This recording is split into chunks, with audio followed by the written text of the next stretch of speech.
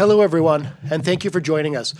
Today, we are taking a big step forward for Alberta's electricity sector and all Albertans by tabling Bill 22, the Electricity Statutes Modernizing Alberta's Electricity Grid Amendment Act 2022, and I should get an award just for the length of the title of that legislation. Bill 22 is part of our own ongoing work to provide more reliable, safe, and affordable electricity to Albertans. Last fall, we tabled legislation that was designed to update and improve the electricity system. However, while the legislation was strong, we heard that more discussion needed with the sector about how the legislation would be implemented if passed. So we have spent the past several months meeting with industry, consumer groups, electricity producers, and utilities to ensure we hit the right mark with this legislation. My top priority during this time has been to protect everyday Albertans from any changes that could cause bills to unfairly rise, while also ensuring we are attracting investment and fostering competition in the electricity sector for the benefit of Alberta ratepayers and the job-creating industries they rely on. Based on those discussions, we are now ready to table this piece of legislation designed to modernize Alberta's electricity system.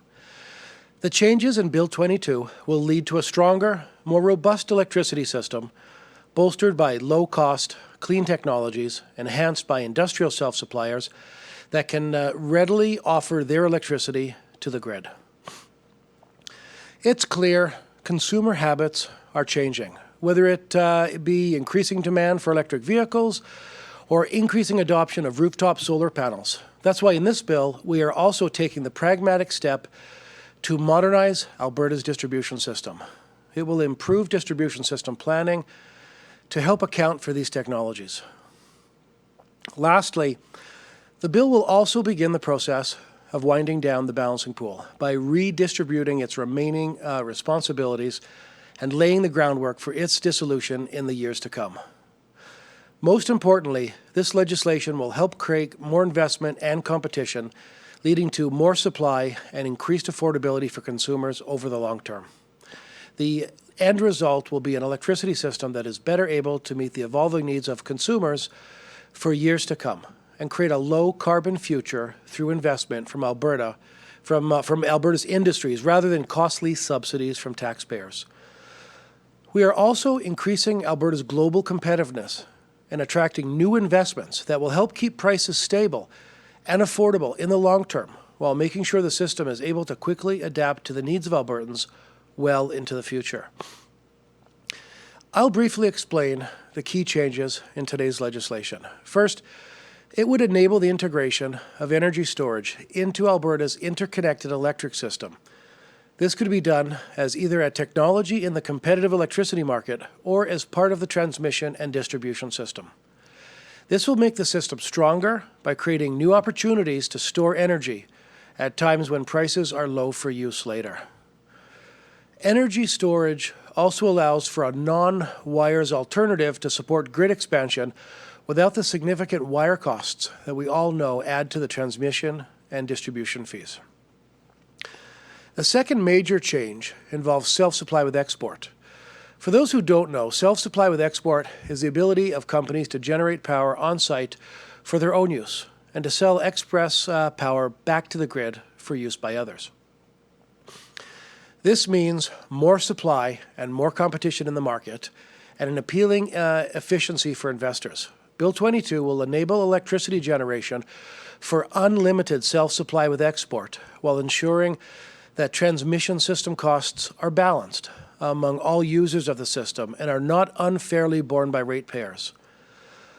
Updated from the fall legislation is a condition for generators that are already participating in self-supply with export. These legacy sites will now be eligible for an industrial systems designation status, essentially allowing them to maintain the same tariff structure that they made their investment decisions around. This choice was made to balance the needs of job-creating industries and the well-being of the Alberta ratepayers nearby. Distributed energy resources, like self-supply with export sites, are very important to the Alberta grid. These sites often offer the dispatchable electricity needed to maintain system reliability when renewable generation is low.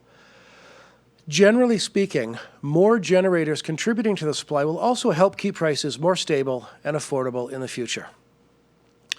We also know that distribution planning is critical to creating the most efficient and competitive and affordable system possible. This bill would set the stage for a distribution system planning framework, building off of the Alberta Utilities Commission Distribution System Inquiry. This framework will focus on transparency and modernizing Alberta's electric distribution system to ensure the cost-effective integration of distributed energy resources, including energy storage. Finally, Bill 22 marks our commitment to begin to dissolve the balancing pool now that its role is in managing fixed-price deals with electricity producers has ended, and the extent of the previous government's $1.34 billion boondoggle has been confirmed. The balancing pool's remaining duties will be reassigned and the agency will be realigned to reflect its removal from the electricity market. Once it has completed its remaining core statutory responsibilities, the balancing pool would then fully wind down. We expect this to be in 2030. As I said earlier, this bill is about modernizing our province's electricity system. Taken together, these amendments will pave the way for increased investment, encourage the adoption of new technologies, contributing to a more stable and robust system, promote responsible planning to efficiently meet future needs, and most importantly, create a more affordable and stable system in the long term for Albertans. Each of these amendments remains true to our overarching requirement that infrastructure costs be reasonable and fair, because they are ultimately borne by Alberta ratepayers who have no tolerance for increases to bills.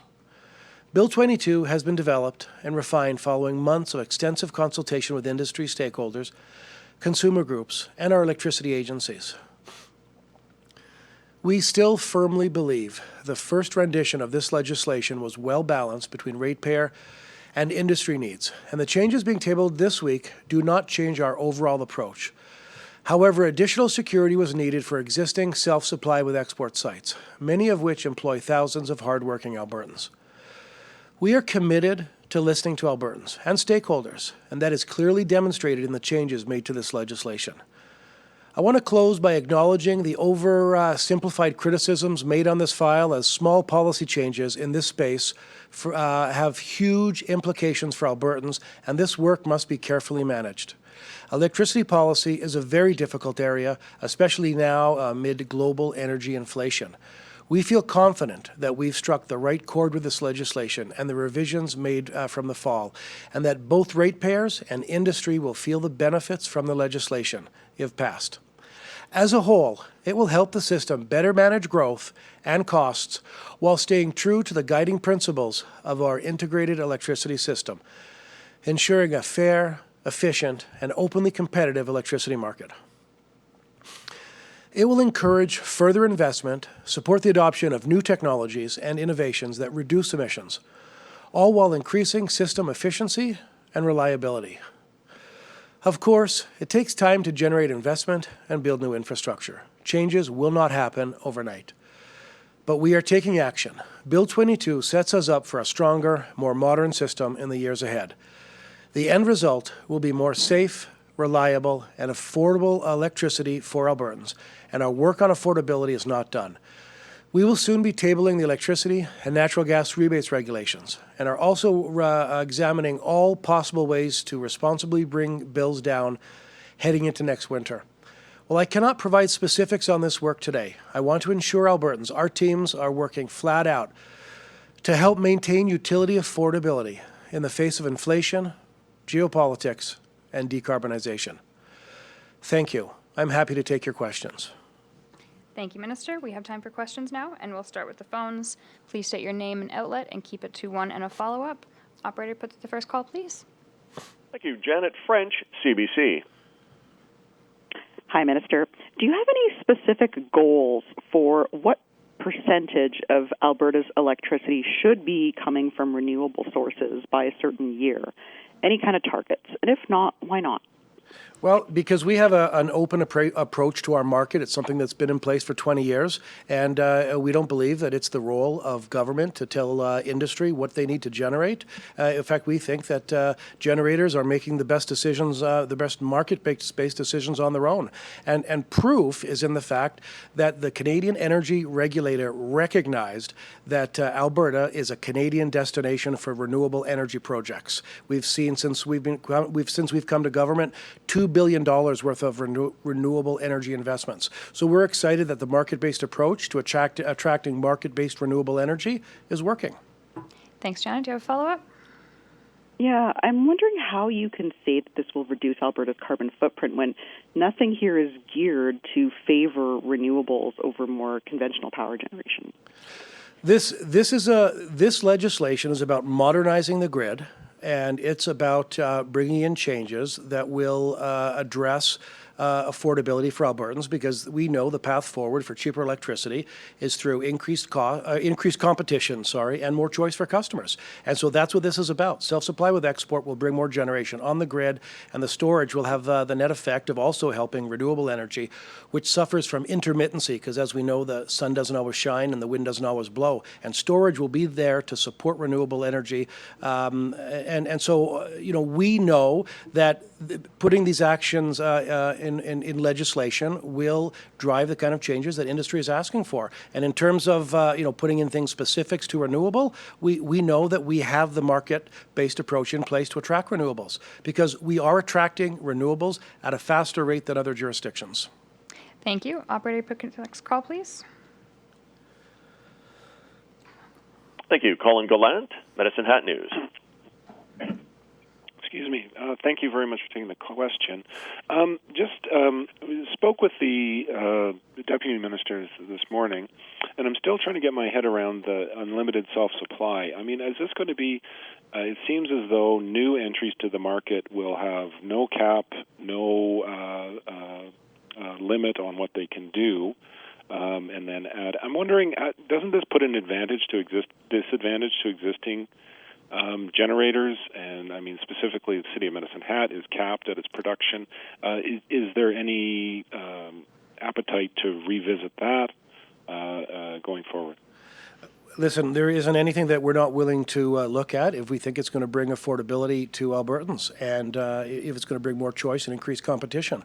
And so that really is what this is about. This is a piece of legislation that will bring choice and competition to consumers, and it's also what investors are asking for. There are companies that are saying that in order to be competitive and to make that transition to Alberta, they need to have self-supply with export because it exists in other jurisdictions. So we are able to deliver in a manner that gives industry what they are asking for, but also in a manner that protects the ratepayer, because that'll always be our top priority. Thanks, Colin. Do you have a follow-up? Yeah. Do you have any evidence from other jurisdictions? I can only think of like another open energy market would be Texas. Across Canada, this would be very strange. You'd have to deal big supply deals with Crown corporations. Texas has self-supply with export. California also allows self-supply with export. I believe Hawaii does as well. And so those are jurisdictions that have done a great job at attracting investment with the self-supply with export options. And so that's why we are looking to do that as well. Because we have seen in the last 12 months, we broke demand on the electricity system records 3 times in the last 12 months. And it was that increase in demand, it was that increase in demand that has been pushing up prices. And so we want to provide more choice and more competition in the marketplace so that we can help bring down the cost of energy for ratepayers. Thanks, Colin. Can we put to the next call, please? Michelle Belfonte, CBC. Yeah, thanks for taking my questions. My I'm wondering if you could be a little more specific about what stakeholders were specifically concerned about in Bill 86. You said that additional security was needed for self-supply and export sites. What does that mean? Could you explain that for me? Yeah, some of the concerns that were brought forward is that there were companies that had made investments in our province based on the current climate, and so they'd made those investments, and they felt that they would be disadvantaged potentially under this legislation, having made those investments. So we needed to create a level playing field where those companies that had made those investments were not going to be disadvantaged, and so we addressed that by giving them access to ISD designations, so that they can continue to operate and produce electricity as they always have. Thanks, Michelle. Do you have a follow-up?